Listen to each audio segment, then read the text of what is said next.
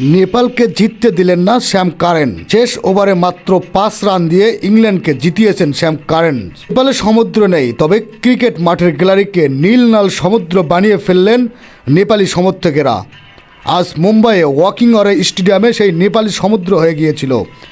সেই সমুদ্রকে সাক্ষী রেখে ইংল্যান্ডের বিপক্ষে কি লড়াইটাই না উপহার দিল নেপাল। 26 টি-20 বিশ্বকাপের প্রথম অঘটন উপহার দিতে দিতেও শেষ পর্যন্ত হেরে গেল নেপালিরা। 185 রানের লক্ষ্যে তাড়া করতে নেমে 180 রানে থেমে যায়। 4 রানে হেরেছে দলটি। নেপাল জিতলে নায়ক হতেন লোকেশ বাম। 20 বলে 39 রান করে ইংল্যান্ডকে শেষ পর্যন্ত অস্বস্তিতে রেখেছিলেন 25 বছর বয়সী এই মিডল অর্ডার ব্যাটসম্যান। শেষ বলে ছক্কার সমীকরণ মেলাতে হলো তাকে, কিন্তু স্যাম কারেনের অভিজ্ঞতার কাছেই হার মানতে হলো তাকে। শেষ ওভারে 10 রান দরকার ছিল নেপালের। ইংলিশ বাহাতি পেসার কি দুর্দান্ত বোলিংই না করলেন।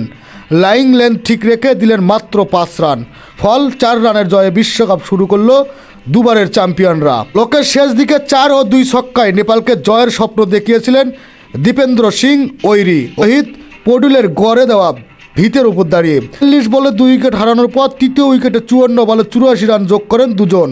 নেপালের 15তম ওভারটা শুরু করে 6 ওভারে 62 রানের হিসাব মেলানোর সমীকরণ নিয়ে। কাজটা কঠিন, তবে তখনও যে টিকেছিলেন ওই টি-20 ইতিহাসের দ্রুততম 50 রেকর্ডটা যার দখলে। 2023 সালে এশিয়াডে মঙ্গোলিয়ার বিপক্ষে 9 বলে 50 করে যুবরাজ সিংয়ের রেকর্ড ভেঙেছেন তিনি।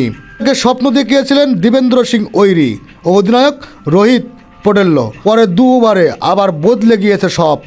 স্যাম কারেন ওইরিকে 26 বলে 44-এ ফেরানোর পর নিয়াম ডাসন ফেরালেন পডুলিকে 34 বলে 39।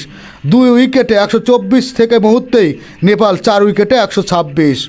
নেপাল আর পারছে না ভেবে যারা খেলা দেখা বন্ধ করেছিলেন তাদের আবার ফেরত আনেন লোকেশ। 17তম ওভারে কারেন্টের টানা 2টি 4 মারা লোকেশ পরের ওভারে জফরা আর্চারকে মারেন টানা 2টি ছক্কা। লুক উডের করা 19তম ওভারেও 2টি 4 মেরে শেষ ওভারের সমীকরণটাকে 10 রানে নামিয়ে এনেছিলেন, কিন্তু শেষ পর্যন্ত নায়ক হওয়া হলো না লোকেশের। খেলাধুলার আপডেট নিউজ পেতে চ্যানেলটি সাবস্ক্রাইব করে সাথেই থাকুন।